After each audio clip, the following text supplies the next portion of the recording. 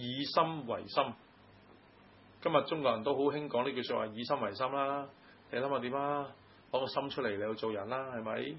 將心比己，將你自己諗一諗，喂，咁樣做好唔好啊？如果對翻轉你係咁，得唔得啊？明唔明我講緊啲咩嘅？原來保羅有一句嘅說話喺腓立比書裏邊咧，係成日俾基督徒嚟但係去應用嘅。佢話：你們當以基督耶穌嘅心為心。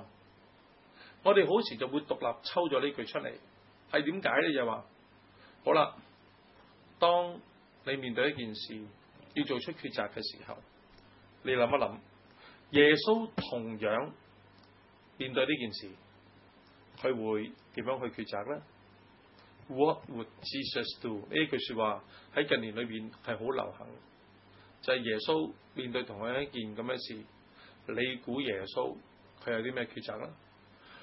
有人叫我去酒吧，即係飲酒啊，散下心啊，我陪唔陪佢好啊？咁你諗，如果嗰個人喺呢個咁苦悶嘅裏邊，佢好想去飲酒，耶穌會陪佢飲酒？如果你覺得耶穌會陪啊，咁你咪陪咯，係咪？呢個就係 What would Jesus do？ 就係我哋恒常而家成日都會講，就係原來取材自腓立比書第2章嘅第5節，你們當以基督耶穌嘅心為心。但係原來我哋淨係咁解嘅時候，應用上邊係啱，但係解釋上邊有錯誤。我哋一定睇聖經，一定要睇上文下理啊。所以好真，我拍即係每日靈修3分鐘嘅時候，都有啲嘅顧忌，就係點解咧？就係好驚，即係抽一句經文你要講，冇咗上文冇咗下理嘅時候，我哋會斷章取義。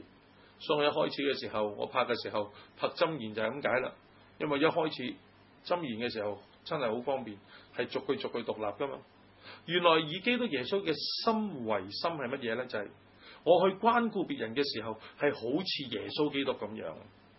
耶穌基督點樣嚟去關顧我哋啊？喺後邊就好清楚嘅嚟有介紹。耶穌紆尊降貴，放棄自己嘅權利嚟到呢個世界，甚至為我哋死。喂，佢係咁樣嚟到係去關心我哋，用生命嚟到係去擺上。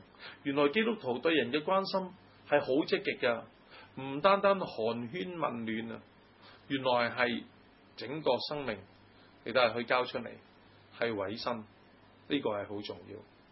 所以求神你要幫助我哋，讓我哋去關心別人嘅時候，諗諗耶穌見到呢個人有呢個咁嘅困難，佢會點樣去做啊？以基督耶穌嘅心為心。但係有機會會同大家繼續嘅嚟帶去探索腓立比書，耶穌基督點樣棄權，點樣捨棄天上榮耀嘅寶座，一路嘅降卑成為一個嘅罪犯添。但係神就將佢升為至高。原來我哋關心別人唔係一個損失，係一個祝福嚟嘅。